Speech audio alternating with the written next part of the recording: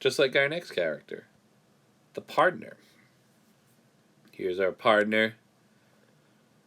Looking swell. This one's a shorter one. And so we'll finish off this one, and then that'll be it for this video here. This will be our last pilgrim that we talk about. I would also say, hopefully we've been taking good notes already. Let's especially take good notes about the partner, because remember we talked about how the pilgrims each tell a tale in the Canterbury Tales? Well, we are going to be reading the partner's tale. So our notes here will help us understand that story, which we're going to read next. And so here, pardons were the indulgences that we talked about before. The friar takes confession and tries to get his money out of it. The partner is someone who travels around and mostly just does that. And so he is an even more extreme version of abusing this process of indulgences. And so it's maybe no surprise that they are riding together here on the pilgrimage. He, meaning our friar, and a gentle partner rode together, a bird from Charing Cross of the same feather. Just back from visiting the court of Rome, he loudly saying, "Come hither, love, come home." The summoner, another word for our partner, the summoner is a different character. The summoner sang deep seconds to this song, no trumpet ever sounded half so strong. This partner had hair as yellow as wax, hanging down smoothly like a hank of flax. In driblets fell his locks behind his head, down to his shoulders which they overspread. Thinly they fell like rat tails one by one. That's a nice way to describe someone. Hair like rat tails. He wore no hood upon his head for fun. The hood inside his wallet had been stowed. He aimed at riding in the latest mode.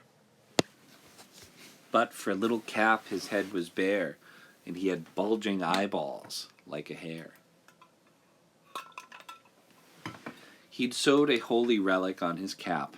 His wallet lay before him on his lap. Brimful of pardons, come from Rome, all hot. He had the same small voice a goat has got. His chin no beard had harbored, nor would harbor. Smoother than ever chin was left by barber. I judge he was a gelding, or a mare. As to his trade from Berwick down to Ware, there was no pardoner of equal grace. For in his trunk he had a pillow-case, which he asserted was Our Lady's veil.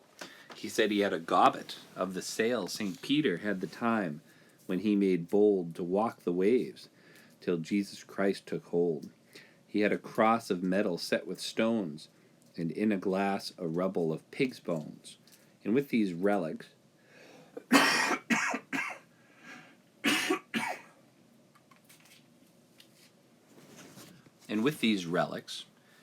any time he found some poor up-country parson to astound. On one short day in money down he drew more than the parson in a month or two, and by his flatteries and prevarication, made monkeys of the priest and congregation. But still, to do him justice first and last, in church he was a noble ecclesiast.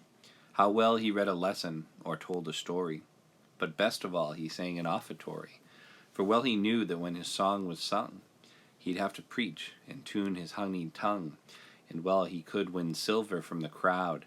That's why he sang so merrily and loud. And so just like our friar here, our partner is someone who is in it for the money. Now, yes, he sells indulgences here, just like our friar gives forgiveness as well. He has brimful of pardons come from Rome, all hot. And so he's picked up these pardons from the court of Rome, and he's ready to sell them.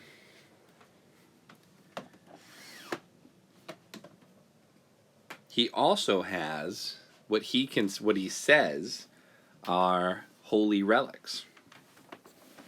A pillowcase which he asserted was Our Lady's veil.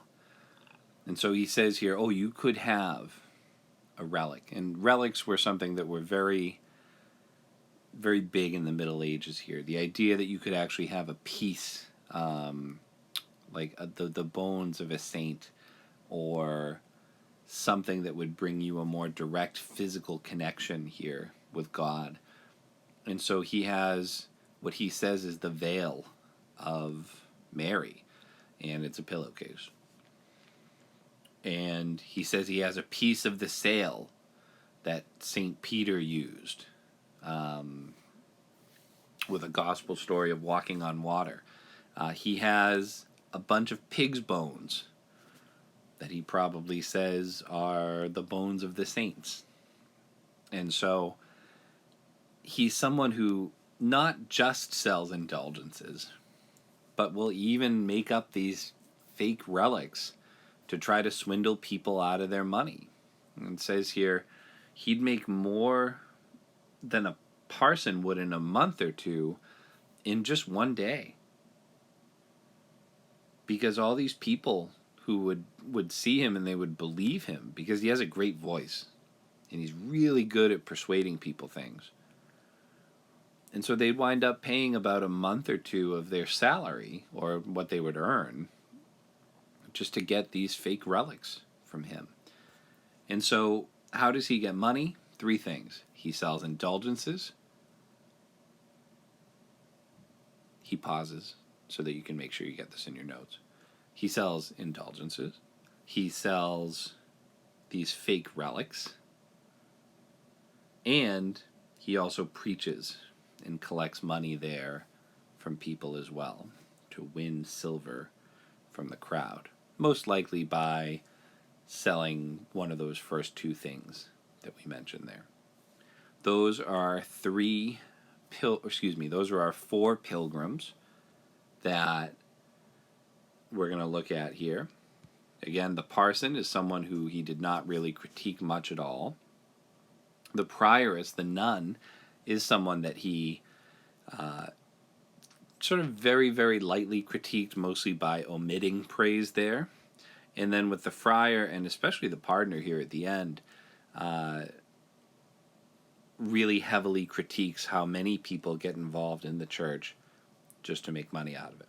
We're going to talk more about that when we get into the pardoner's tale. So make sure you have good notes on what we did today, and then we should have one more video here where we talk about the pardoner's tale.